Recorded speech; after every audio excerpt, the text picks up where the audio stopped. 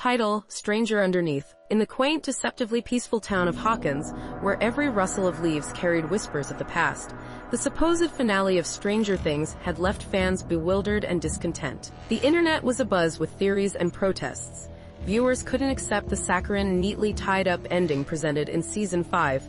It felt disingenuous, almost as if the real conclusion was lurking just beneath the surface, waiting to crawl out of the Upside Down. Late one stormy evening in October, hidden beneath layers of encrypted files and forgotten subreddits, the truth emerged. A hacker collective known as the Mind Flayers released what they claimed to be the original finale of Stranger Things Season 5, a version where the Nightmare King, Vecna, did not fall but instead rose victorious. As the lost episode starts, Hawkins is draped in an eerie, unnatural fog.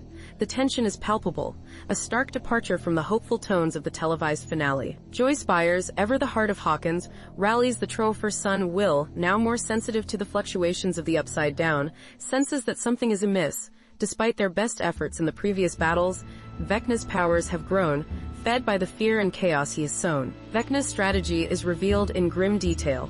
He has not merely been a puppeteer of horror, but has been strategically breaking down the barriers between his world and ours. Each crack formed in the previous episodes was not a sign of his weakening, but an intricate part of his grand design. Now, the walls between the dimensions tremble, ready to crumble. In this unaired climax, Eleven, portrayed with visceral intensity by Millie Bobby Brown, confronts Vecna in a final showdown that is more psychological than physical. Vecna, exploiting her fears and insecurities, shows her visions of a future where her powers are the cause of her friends' and family's demise, turning her greatest strength into her deepest fear. The emotional warfare leaves Eleven incapacitated, a shell of the force she once was. Meanwhile, Hawkins spirals into chaos. The sky bleeds red, and the ground is overrun by creeping vines and monstrous creatures that had once been confined to the shadows of the Upside Down. The townsfolk, led by a determined but despairing Sheriff Hopper, fight back with everything they have, but their conventional weapons are no match for the supernatural forces. As the world around them succumbs to darkness, Vecna ascends, his form now towering and omnipotent, absorbing the essence of both worlds. The last scenes are haunting Vecna on the clock tower overlooking his domain, with the main characters helpless but not entirely hopeless.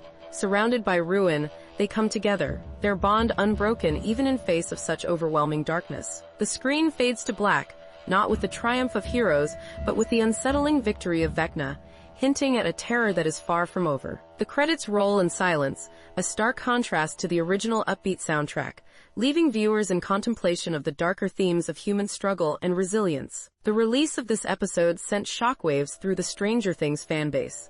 Was this the intended end? A commentary on the inevitability of darkness?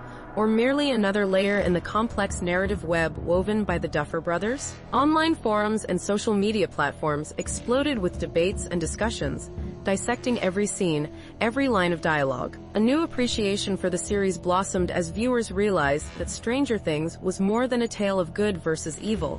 It was a mirror to the human condition, reflecting our deepest fears and our unyielding hope. As the Mind Flayers disappeared back into the anonymity from which they came, they left behind a legacy, a reminder that sometimes, to truly understand a story, one must be willing to peer into the dark.